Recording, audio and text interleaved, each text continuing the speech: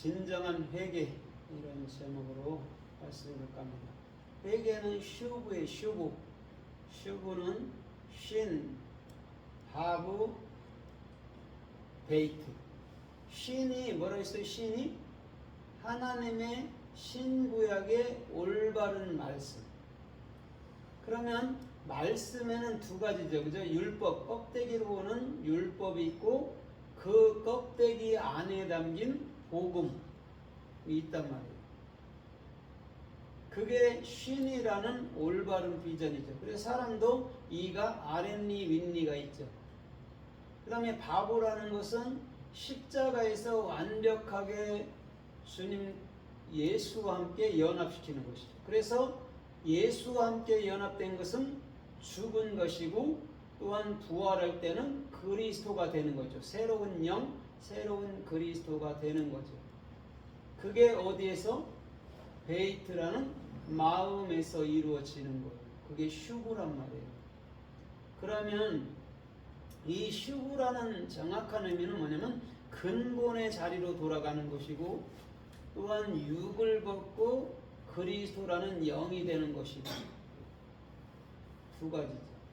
그러면 이방인들의 회개는 무엇일까? 이방인들이 하는 회개는 뭐죠? 뉘우치고 반복적으로 눈물을 흘리고 괴로워하고 슬퍼하는 것이죠. 그런데 진짜 그리스도인다운 그리스도인들은 우리가 할 수 있는 회개는 없어요. 그걸 예수가 끝냈고 그것을 마음 안으로 그리스도로 받으면 회개가 된 거란 말이에요. 그래서 이방 종교는 반복적으로 막 애걸복걸 하는 거지만 참된 그리스도인들은 단회적으로 내 안에 그리스도 참 말씀을 갖게 될 때 모든 회개가 완성이 된 거란 말이에요. 그것이 차이점이에요. 종교와 진짜 그리스도인 아니면 복음, 생명과의 차이점은 그거란 말이에요. 그러니까 이방인들은 반복적으로 맨날 후회하고 회개하고 눈물 흘리고 해야 되죠. 그런데 그리스도인들은 단회적인 것이 돼야 되는 것이죠. 그러면 오늘 이 회개라는 게 또 성서에 어떻게 쓰였고 어떻게 말씀하나 우리가 좀 살펴보면서 은혜를 받아보도록 하겠습니다. 룻기서 1장 8절에 보면 나오미가 오르바와 룻에게 너희는 고향으로 돌아가라고 얘기를 해줘요. 그때 오르바는 고향으로 돌아가고 룻은 그 어머니와 함께 있습니다. 거기서 돌아가다 할 때가 슈브예요. 그럼 이게 무슨 말이냐면 오르바하고 룻에게 정확히 말한 걸 나오미가 말한 건 뭐냐면 너희가 근본의 자리로 가야 돼 이 말이란 말이에요. 왜? 옛 신랑은 이미 죽었잖아요. 옛 신랑들은 다 죽었어요. 3명.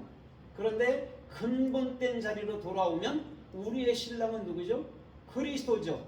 룻의 신랑은 보아스고, 그렇죠? 나오미도 근본 자리로 돌아갔을 때 보아스가 나오미에게도 신랑이 되는 것이죠. 왜? 그리스도니까 그렇다라는 것이죠. 거기서 네 고향으로 돌아가라 이렇게 말했을 때 육적으로 자기 고향으로 돌아가라는 말이 절대 아니었어요. 어디로? 근본된 자리. 그리스도라는 영원한 하늘나라가 되라고 저 나오미는 여러분들 며느리에게 말씀하고 있었다라는 것이죠. 그래서 마태복음 3장 2절에도 보니까 세례 요한이 광야에서 이렇게 외쳐요. 회개하라 천국이 가까웠다 이렇게 얘기해줘요. 율법은 그럴 수밖에 없어요. 회개해야 천국이 온다라고 생각을 한단 말이에요. 그런데 복음은 정확히 뭐가 되냐면 회개된 자가 천국이 된 자라는 거죠. 회개도 되는 것이고 천국도 되는 거예요. 그러나 종교라는 율법이라는 그 껍데기 안에 속해 있는 사람들은 내가 회개를 하고 내가 열심히로 나를 갈고 닦아야 천국을 간다라고 생각하는 것이죠. 그래서 마태복음 4장 17절에도 보니까 예수님도 비로소 뭐라고 그러죠? 회개하라 천국이 가까웠다 얘기를 하셔요. 왜 그러냐면 율법의 마지막이 예수였단 말이에요. 그래서 예수님도 동일하게 회개하라 천국이 가까웠다 이렇게 얘기해줘요. 근데 우리가 회개할 자가 어디 있습니까? 성령을 받을 자가 어디 있어요? 그렇죠? 예수님이 죽어야 우리가 성령을 받는 것인데, 그래서 예수님도 율법을 갖고 왔기 때문에 율법의 역할을 여러분들 착실히 감당할 수밖에 없었다라는 것이죠. 그래서 예수께서 살아계실 때 뭐라고 그러죠? 내가 떠나가는 것이 너희들에게 유익하다라고 얘기해 주는 것이죠. 유익이라는 게 뭐냐면 반드시 너희 안에 생명으로 이루어지는 것을 얘기해 주는 거예요. 그래서 예수님이 십자가의 죽음으로 회개가 완성이 된 것이고, 오늘도 그 회개의 완성된 그 예수께서 내 안에 영원한 생명인 그리스도로 들어와 계신다라는 것이죠. 그것을 말씀하는 거예요. 그래서 율법의 대표는 예수 그리스도란 말이죠. 그래서 율법으로 예수, 보이는 예수가 죽고 복음인 그리스도가 영원히 우리 안에서 이제는 우리로 살아가는 것이에요. 그게 진짜 회개의 참된 의미이기도 하다라는 것이죠. 그래서 마태복음 9장 13절에도 보면 이렇게 말씀해요. 내가 참으로 의인을 부르러 온 게 아니라 죄인을 불러 회개케 하려 함이라, 이렇게 얘기해 주고 있어요. 왜냐면 죄가 뭔지, 회개가 뭔지를 알아야 되는 것이죠. 죄는 뭐라고 설명했죠? 하마르티아, 하타, 히브리어로는 죄가 뭐라고 설명했죠? 죄가 보이는 모든 것, 그게 죄예요. 보이는 거는 다 죄입니다. 그러면 선이라는 건 뭐죠? 반대로 죄 반대의 선, 의라는 선은 뭐죠? 그러면 보이지 않는 모든 것. 그래서 고린도서 4장 17절로 23절까지 보면 보이는 것은 잠깐이고 보이지 않는 것은 영원하다라고 얘기해 주는 거죠. 보이는 모든 것이 잠깐이잖아요, 그죠? 없어지잖아요. 그게 여러분 뭐냐면 죄라는 거예요. 우상이기도 하고. 근데 보이지 않는 그리스도는 영원하다라고 얘기해 주는 것이죠. 그래서 나는 죄인을 불러 회개케 하려 함이라, 이렇게 얘기해 주고 있어요. 죄가 뭔지 회개가 뭔지를 정확히 아는 자가 그리스도인이고, 그가 죄에서 참된 회개가 된 자란 말이에요. 그걸 모르면 이방인들처럼 반복적으로 가서 예수님께 자꾸 회개하는 거예요. 되지도 않으면서. 오늘 안 한다 해놓고 내일 가서 또 한단 말이에요. 반복적으로.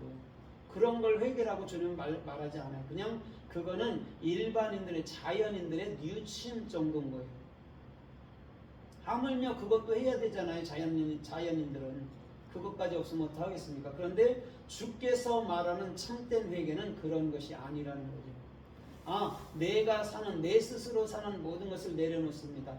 내가 이제는 그리스도로 삽니다. 이것이 회개의 근본된 자리라고 하면 틀림이 없다라는 것이죠.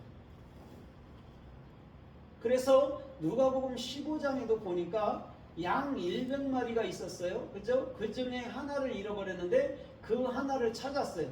그러면서 이렇게 말해요. 회개할 것이 없는 99마리보다 회개된 하나가 하늘나라에서는 더 기뻐한다라고 분명히 얘기해주고 있어요. 이건 무슨 말일까요?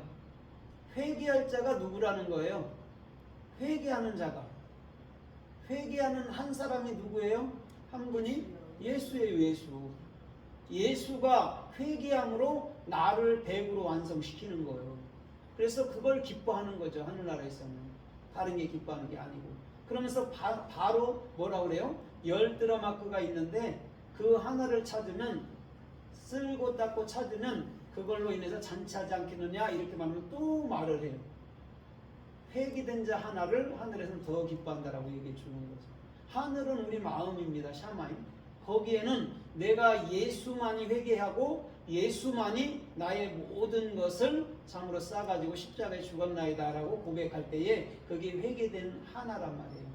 그 자가 참으로 복 있는 자고 그 자가 하늘나라에서 영원히 기뻐할 자라는 것이죠. 오늘 저와 여러분들의 마음속에서부터, 그래서 회개라는 진정한 의미는 예수께서 죽으심으로 그것을 완성해서 내게 넘겨주신 것인 줄 믿습니다. 그래서 우리가 할 게 아무것도 없는 거예요. 그러나 종교생활하는 사람은 끊임없이 자기가 어떻게 뭐를 해야지만이 회개가 되는 것처럼 그렇게 반복적으로 하는 거라는 것이죠. 그게 불쌍하다는 거죠. 그러나 우리가 정확히 주님을 알게 될 때는 이제는 그리스도가 하신 일을 우리는 마음으로 그저 감사하고 그리스도가 돼서 그리스도께서 원하는 참된 삶을 살아간다 할 때 오늘도 저와 여러분들의 모든 삶은 영광스럽고 복이